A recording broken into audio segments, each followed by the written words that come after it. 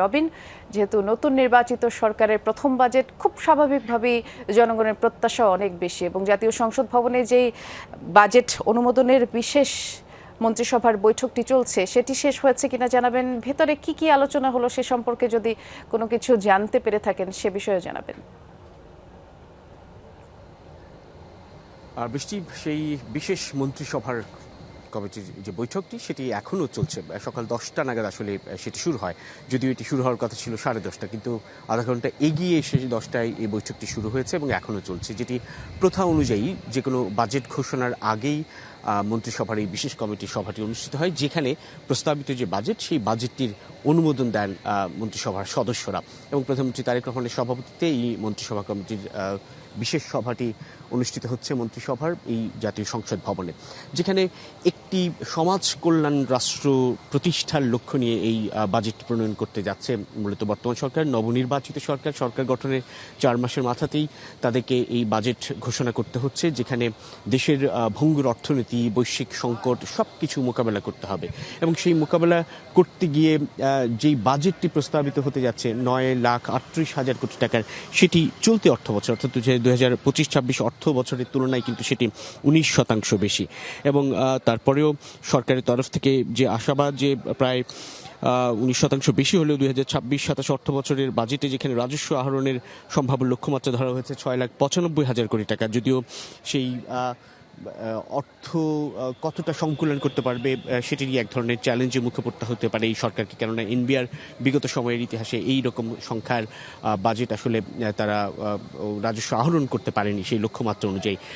সেই সঙ্গে বৈশ্বিক যে চলমান সংকট চলছে সেটি মোকাবেলা করতে হবে বাংলাদেশকে, এবং বাংলাদেশের প্রতিটি সরকারের রেখে যাওয়া যে ভঙ্গুর অর্থনীতি সেই অর্থনৈতিক পরিস্থিতিও মোকাবেলা করতে হবে। তারপরেও জনগণের উপর বাড়তি করের চাপ যেন না হয় সেই দিকটা লক্ষ্য রাখতে চাচ্ছে বর্তমান সরকার। নবনির্বাচিত রাজনৈতিক সরকার, যেই সরকার বিএনপি নেতৃত্বাধীন, যারা 2006-07 অর্থ বছরের সবশেষ বাজেট ঘোষণা করেছিল, প্রায় 20 বছর পর বিএনপি নেতৃত্বাধীন সরকার আবারও বাজেট ঘোষণা করতে যাচ্ছে, যেটি দেশের ইতিহাসে প্রায় 55তম বাজেটই বলা চলে, এবং যেটি দেশের ইতিহাসেও বড় সংখ্যক অঙ্কের বাজেট ঘোষণা হতে যাচ্ছে, যেখানে সরকার যে নির্বাচনী প্রতিশ্রুতিগুলো দিয়েছিল, বিশেষ করে সাধারণ প্রান্তিক মানুষের জন্য যে ফ্যামিলি কার্ড, যেখানে 2 থেকে 2,500 থেকে 3,000 টাকা করে পাবে সাধারণ নারীরা, দরিদ্র নারীরা, পরিবারের যিনি সক্ষম নারী তিনি, এবং সেই সঙ্গে কৃষি কার্ড, কৃষকদের জন্য হেলথ কার্ড, এই বিষয়গুলোকে এক ধরনের প্রায়োরিটি দেওয়ার কথা বলা হচ্ছে এবারের বাজেটে। এবং সেই সঙ্গে কর্মসংস্থানমুখী শিক্ষা, শিক্ষা খাতের কারিকুলাম থেকে শুরু করে সামগ্রিক শিক্ষা খাতকে এক ধরনের ব্যাপক পরিবর্তন আনার জন্য শিক্ষা খাতেও বেশ বড় ধরনের অঙ্ক বরাদ্দ করতে যাচ্ছে এবারের এই সরকার। সব মিলিয়ে শিক্ষা, স্বাস্থ্য এইসব বিষয়কে প্রাধান্য দিয়ে বাজেট ঘোষণা করতে যাচ্ছে অর্থ পরিকল্পনা মন্ত্রী আমির খসরু মাহমুদ চৌধুরী।